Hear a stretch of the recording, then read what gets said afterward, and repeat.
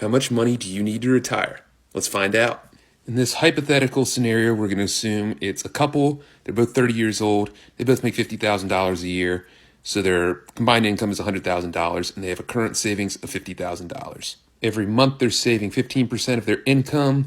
They want their standard of living to be the same in retirement, so they're going to spend 100% of their pre-retirement income, which is about $5,900 per month.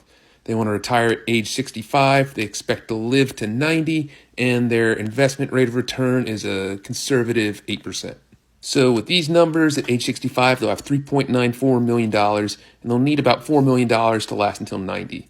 But let's say they want to retire before age 65. In this example, they want to retire at age 50.